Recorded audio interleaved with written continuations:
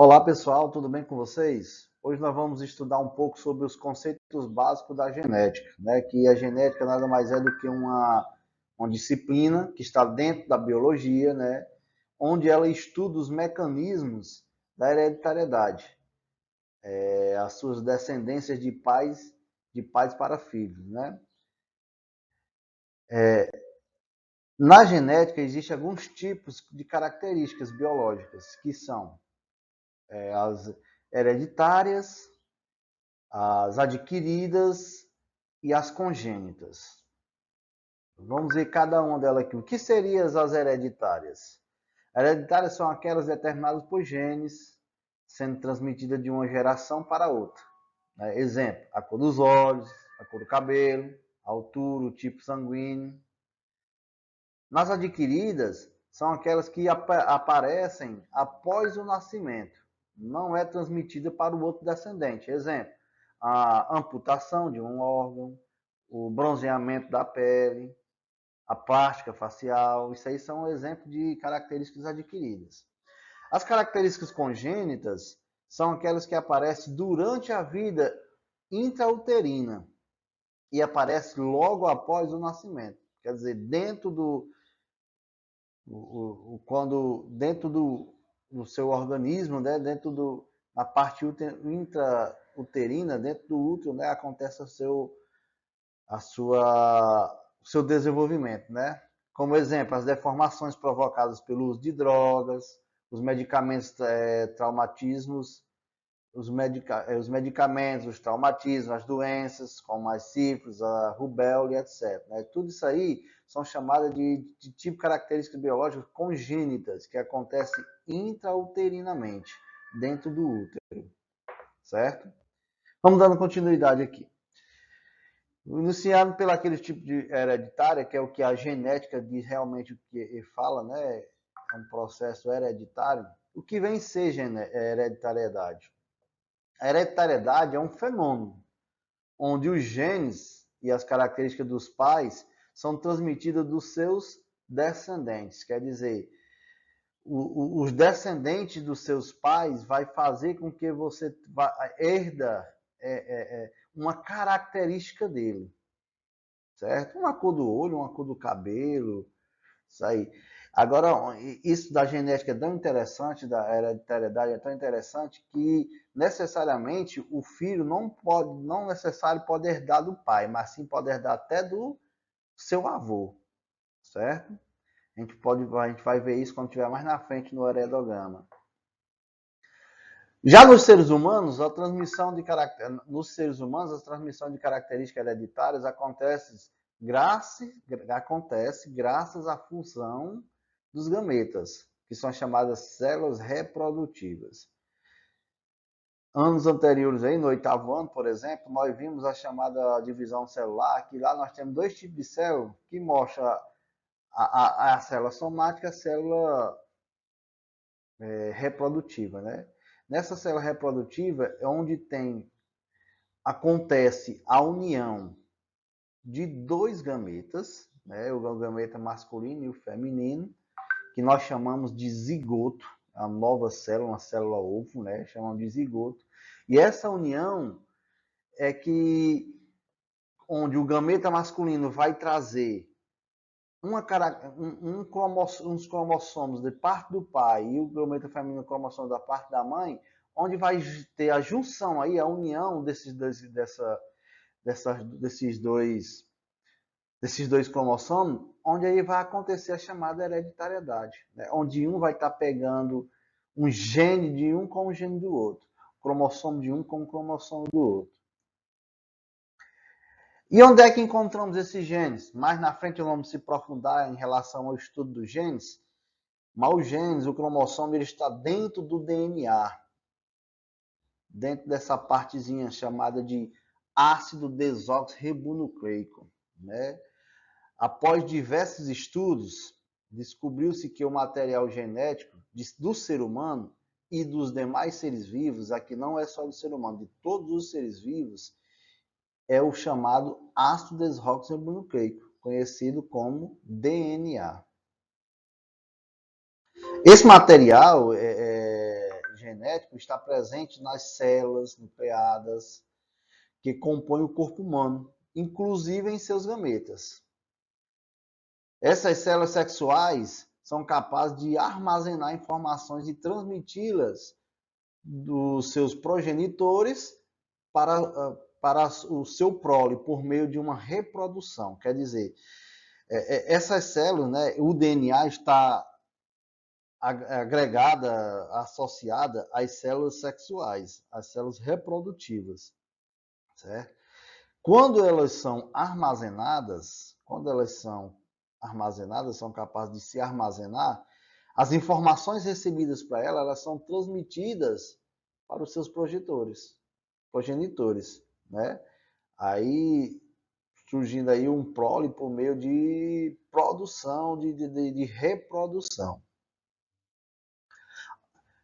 O DNA, após a descoberta, né, do DNA como material genético, os cientistas investigaram a sua estrutura molecular. Quer dizer, eles tentaram descobrir como é que a molécula do DNA era estruturada, né?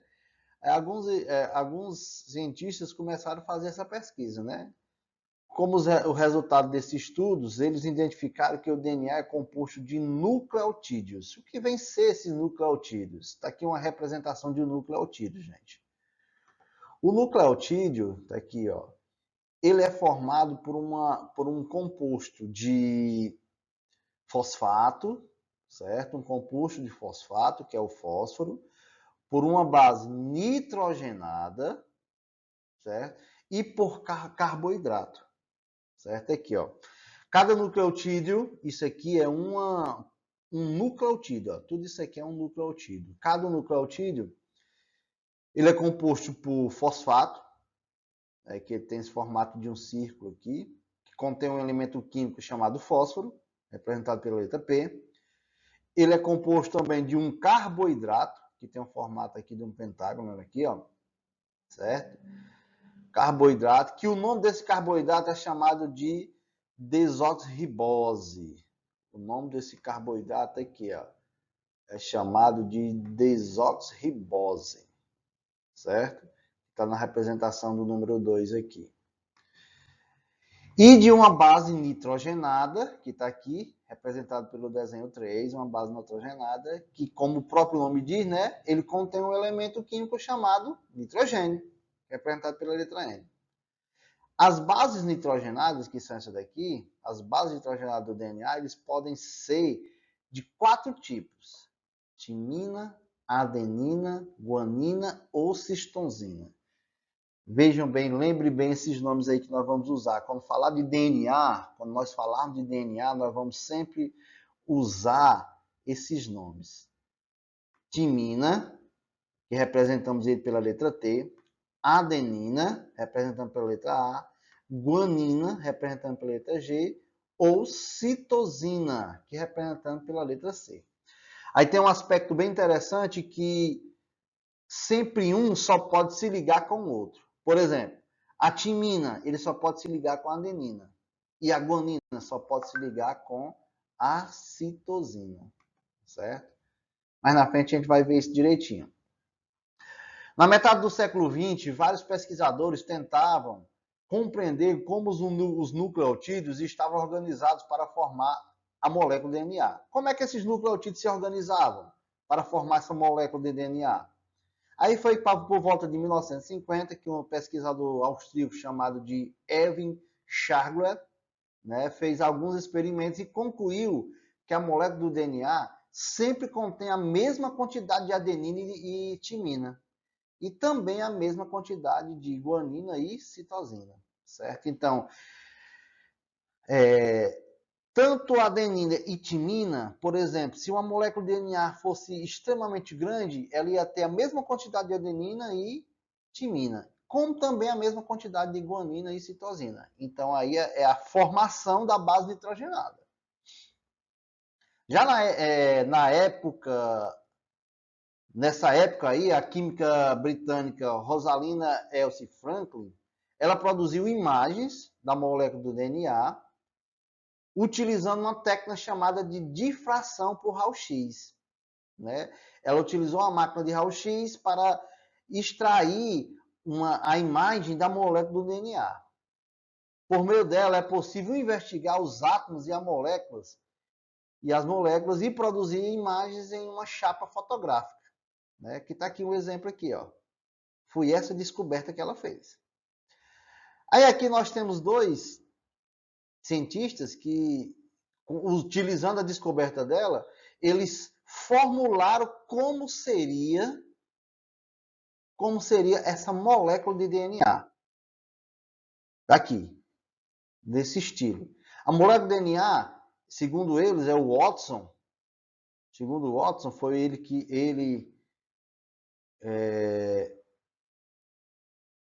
que conseguiu identificar isso. Ele disse que a molécula de DNA ele possuía uma dupla fita, tá aqui, duas fitas, que essas fitas ela fazia, ele era montado em forma de uma espiral, certo? Uma espiral. Aí tá aqui, ó. Nós temos aqui a base nitrogenada, certo? Nas fitas possui as bases nitrogenadas. Uma dessas bases nitrogenadas está composta lá por quem? Pelo desoxirribose, que é o carboidrato, pelo fosfato, que é o fósforo, né? E as bases nitrogenadas lá, que seria quem as bases nitrogenadas? A adenina, a adenina, a timina, a guanina, né? Todos eles estão aí. Aí está aqui. De acordo com o modelo da dupla hélice, a molécula de DNA é formada por duas fitas, unidas entre si e organizadas de modo semelhantes em uma escala de espiral. As laterais das fitas são formadas pelas desoxirribose, que são os carboidratos, e pelos fosfatos, que são os fósforos. As bases nitrogenadas localizam-se na região central da dupla fita. Tá aqui, ó. Essas daqui são as bases nitrogenadas. E ligam uma fita à outra. Quer dizer, aqui na lateral, a composição da lateral das fitas são aqui a desoxirribose. Quem é a desoxirribose? É o carboidrato e o fosfato. Para interligar uma lateral, uma fita com a outra, aí é que surgem as bases nitrogenadas. São as bases nitrogenadas que ligam uma com a outra, como eu vou mostrar aqui para vocês agora. Ó. A base nitrogenada adenina, que é representada pela letra A, por isso que eu mostrei lá aqui a representação de letras, de uma fita sempre ligada com a timina da outra fita. Então, sempre a adenina de uma fita vai ligar com a timina da outra fita. Veja que eles têm uma imagem como se fosse um quebra-cabeça, eles se interligam entre um e o outro. Tá vendo aqui, ó? Certo? E já a outra fita, que a base nitrogenada tem a guanina, ele vai sempre interligar com a citosina. Então, jamais vocês vão ver uma base nitrogenada citosina ligada com adenina. E jamais vocês vão ver uma guanina ligada com a timina. Sempre as bases nitrogenadas têm essa ligação. É timina com adenina e guanina com citosina. Sempre é dessa maneira a ligação das bases nitrogenadas, certo? E para que servem essas bases nitrogenadas? Exatamente para ligar o fósforo, o fosfato e o desoxirribose de um lado da fita com o outro lado da fita, certo? Porque, repito, o desoxirribose e o fosfato estão nas laterais da fita. No meio vão estar quem? As bases nitrogenadas, que vão se interligar. Adenina com timina, citosina com guanina. Ok, pessoal? Olha, como estudamos, o DNA apresenta uma sequência de bases nitrogenadas. Alguns trechos dessa sequência contêm informações para a produção de moléculas que exercem papéis específicos no organismo, como as proteínas. Esses trechos de DNA são chamados de genes. Então, toda molécula, a molécula de DNA, ele possui neles os genes, que os genes é onde estão os chamados cromossomos, que é onde vai acontecer a reprodução, né? Acontecer a reprodução das células. Nos genes, é onde nós vamos identificar um fenótipo, um genótipo de uma pessoa, certo? Os tipos de cromossomo que aquela pessoa contém. As proteínas. Lá dentro da molécula do DNA também tem a produção das proteínas. Né? As proteínas são os principais constituintes das células e participa tanto de sua estrutura quanto do seu funcionamento. Na produção das proteínas, a produção das proteínas é orientada pelo DNA, mas ele ela é auxiliada por outras moléculas, o chamado ácido ribonucleico. Quem é o ácido ribonucleico? É o RNA, certo? RNA é o chamado ácido ribonucleico. Então, quer dizer, nós temos o DNA, repetindo o nome do DNA, é ácido desoxirribonucleico, certo? Ele é responsável para produzir os genes reprodutivos, é responsável pela reprodução da pessoa. Dentro do DNA, acontece a produção, ele auxilia na produção das proteínas. Que essa proteína, ela é auxiliada por outra molécula dentro do DNA, que é chamada de RNA, que são os ácidos ribonucleicos. Certo? Então, há uma diferença aí, ó. Ácido desoxirribonucleico, que é o DNA, é responsável pela reprodução. Ácido ribonucleico, que é o RNA, é responsável pela produção de proteínas dentro do nosso DNA. Beleza, pessoal? Embora as informações genéticas estejam armazenadas no DNA, o RNA é essencial para que essas informações se manifestem como característica nos seres vivos. Uma proteína consiste em uma ou mais cadeias de aminoácidos ligados em sequência. Determinados tipos de RNA participam do processo de produção de proteínas nos seres vivos, traduzindo as informações contidas no DNA, selecionando os aminoácidos específicos e orientando a união deles. Beleza? Por enquanto eu vou parar por aqui. Até botei aqui no slide dos genes, mas eu não vou explicar os genes para vocês agora. Eu quero que vocês assistam essa explicação que eu fiz para vocês.